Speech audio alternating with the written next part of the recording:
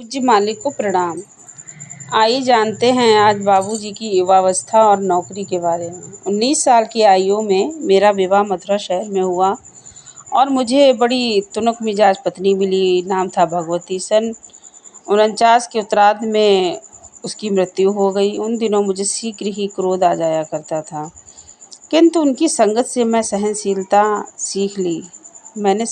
सीख ली, जिसने मुझे आध्यात्मिक कार्य में भी सहायता पहुंचाई। मालिक के चरणों में आने के बाद मेरा क्रोध कम होने लगा। अपनी डायरी में कई बार मैंने उनसे अपने क्रोध के बारे में शिकायत भी की थी। कुछ समय बाद उन्होंने मुझसे पूछा, क्या क्रोध आने पर तुम अपनी सुध बुध खो देते हो? मैंने कहा, बिल्कुल नहीं। उन्होंने इसका समर्थन किया। तब से क्रोध में भी मैं उचित व्यवहार करता हूँ। अब मैं सभी विषयों में सफल होने का रहस्य बता रहा हूँ। संदेह बिल्कुल हटाकर आत्मविश्वास पैदा कीजिए। आप अपनी हर खोज में सफल होंगे। सच तो यह है, अगर कोई अपनी इच्छा शक्ति भ्रष्ट करना चाहता है तो उसे अपने आप में संदेह को जगह दे देनी चाहिए। सच्चाई और गंभीरता हर कार्य में अच्छा परिणाम लाती है। मैंने इन सबको बेकार समझकर छोड़ दिया और गहरी श्वास संबंधी क्रिया आरंभ की, जो मेरे दिमाग को बहुत शांत रखती है। मैं 7.5 मिनट तक अपनी सांस को रोक सकता था। लगभग 6 साल तक मैंने इसका अभ्यास किया। अपने मालिक के चरणों में पहुंचने के बाद मैंने इसे पूरी तरह छोड़ दिया। मुझे किसी तरह मालूम हुआ कि फतेहगढ़ उत्तर प्रदेश में समर्थ गुरु महात्मा श्री रामचंद्र जी महाराज एक अच्छे मार्गदर्शक हैं। शीघ्र ही वहां जाने के लिए मैं उत्सुक हो उठा। 3 जून 1922 को प्रातःकाल मैं उनके चरणों में जा पहुंचा।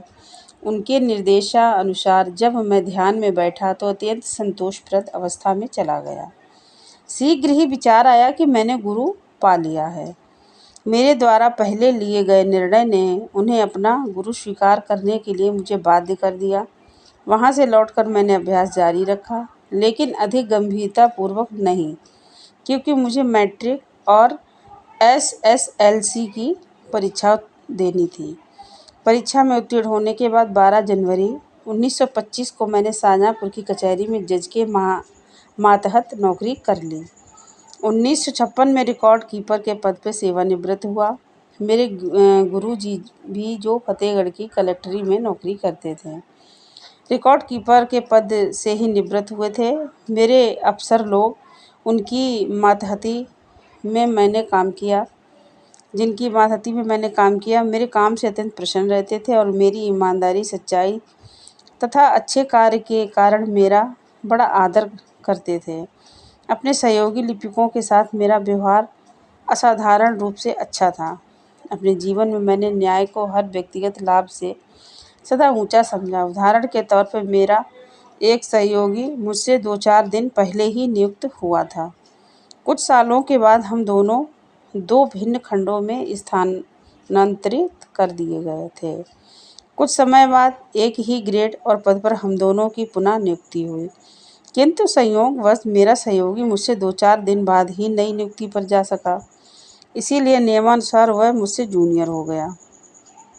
जब दूसरी तरक्की की जगह खाली हुई, मेरे सहयोगी ने अपनी आरंभिक नियुक्ति तिथि के आधार पर अपील की और नियमानुसार उसे ही तरक्की मिलनी चाहिए। मेरे अफसर लोगों ने, जिनका रुझान मेरी ओर था, मुझे बुलाया। यद्यपि एक निजी आर्थिक लाभ का यह मेरे लिए अच्छा मौका था। फिर मैंने उनसे सही बात बताई कि मेरा सहयोगी मुझसे सीनियर था, हालांकि वह वर्तमान पद पर बाद में आया था, इसीलिए तरक्की उसे ही मिलनी चाहिए। परिणाम स्वरूप उसे उच्च स्थान प्राप्त हो गया और मेरे प्रति बहुत आदर का भाव रखने लगा। अगर कभी मैं दफ्तर संबंधी मुश्किल में आ जाता तो ऊपर से नीचे तक सभी लोग मेरे प्रति सहानुभूति रखते थे। यही नहीं, मेरे अफसर लोग मेरी बहुत सहायता करते थे। उनका मुझ पर इतना अधिक विश्वास था कि जो भी मसौदा मैं तैयार करता, वे बेहिचक उस पर अपने हस्ताक्षर कर देते। मैं सतर्कता और स्वामी भक्ति के साथ उन मसौदों या ड्राफ्टों को तैयार करता था। एक बार जाति ईर्ष्यावश एक लिपिक ने मुझे इतना तंग किया कि मैंने नौकरी से इस्तीफा देने का निर्णय ले लिया। मैं उस जगह पर पहली बार नियुक्त हुआ और उस कार्य की जानकारी मुझे नहीं थी। वह लिपिक मेरी ज़रा सी भी सहायता नहीं करता था। उल्टे वह मुंसफ़ी के मुंसरिम से हमेशा मेरी शिकायत ही करता रहता था। एक दिन मैं मुंसिफ़ के पास गया और मैंने उनकी सारी बातें बताईं और यह भी बताया कि मैं नौकरी से इस्तीफ़ा देने की सोच रहा हूँ। मुंसिफ़ श्री महाराज बहादुर ने कहा कि जब तक मैं यहाँ हूँ आप त्यागपत्र ना दें। मैं स्वयं आपको कार्य सिखा दूँगा, क्योंकि आपके जैसा ईमानदार व्यक्ति मुझे दूसरा नहीं मिलेगा। उन्होंने मुझे कार्य सिखाया। उनसे प्रोत्साहन पाकर मैंने नियमों और व्यवस्थाओं का अध्ययन करना शुरू कर दिया। मैंने कुछ अन्य काम भी सीखे। सचमुच ईमानदारी ही अंत में लाभकर सिद्ध होती है। बेईमानी तो केवल आरंभ में ही, वह भी शायद ही। धन्यवाद।